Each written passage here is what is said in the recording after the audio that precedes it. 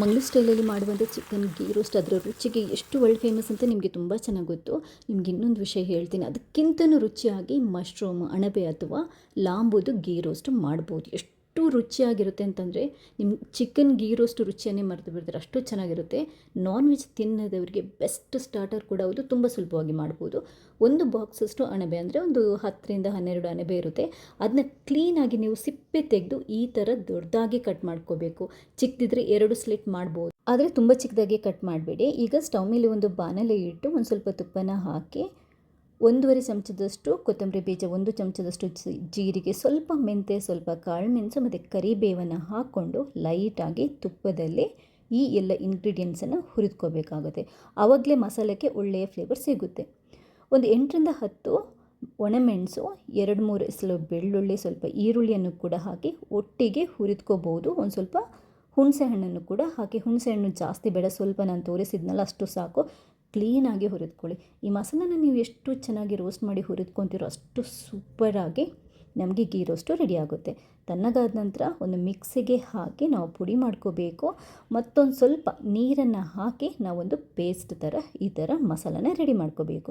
ಇವಾಗ ಮಶ್ರೂಮನ್ನು ಕ್ಲೀನ್ ಮಾಡಿಕೊಳ್ಳೇಬೇಕು. ನಾವು ಸಿಪ್ಪೆ ತೆಗೆದ್ರೂ ಕೂಡ ಸ್ವಲ್ಪ ಬಿಸಿ ನೀರನ್ನು ತಗೊಂಡು ಚಿಟಿಕೆಯಷ್ಟು ಉಪ್ಪು, ಚಿಟಿಕೆಯಷ್ಟು ನೀವು ಅರಿಶಿನ ಹಾಕಿ ಈ ಮಶ್ರೂಮನ್ನು ಹಾಕ್ಕೊಂಡು ಒಂದ್ಸರಿ ಕೈಯಿಂದ ಕ್ಲೀನಾಗಿ ತೊಳ್ಕೊಳ್ಳಿ. ತುಂಬ ಹೊತ್ತು ನೀರಲ್ಲಿ ಬಿಡಬಾರ್ದು, ಸ್ವಲ್ಪ ಬೇಗನೆ ನೀವು ಇದನ್ನ ತೆಗೆಯಬೇಕು. ಸ್ವಲ್ಪ ಹಿಂಡಿ ಒಂದು ಪಾತ್ರೆಯಲ್ಲಿ ಹಾಕಿ ರೆಡಿ ಇಟ್ಕೊಳ್ಳಿ.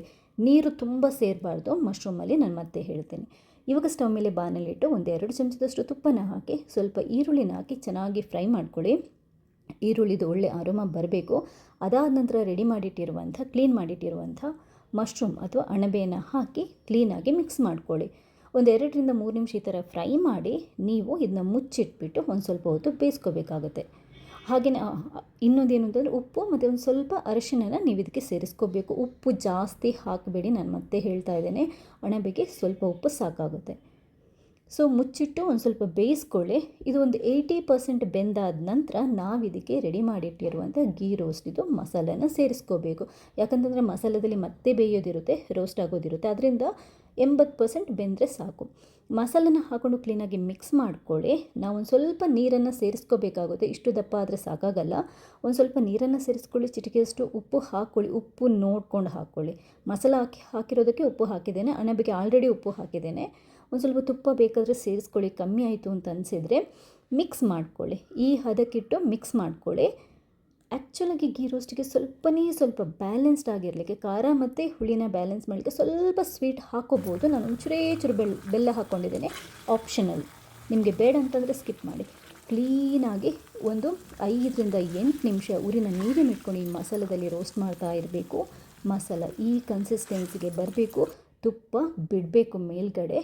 ಆವಾಗ ಸೂಪರಾಗಿರುವಂಥ ಮಶ್ರೂಮ್ ಅದು ಅಣಬೆದು ಗೀ ರೋಸ್ಟು ರೆಡಿ ಆಗುತ್ತೆ. ಒಳ್ಳೆಯ ಸ್ಟಾರ್ಟರ್ ಹೌದು, ಒಳ್ಳೆಯ ಸೈಡ್ ಡಿಶ್ ಕೂಡ ಹೌದು.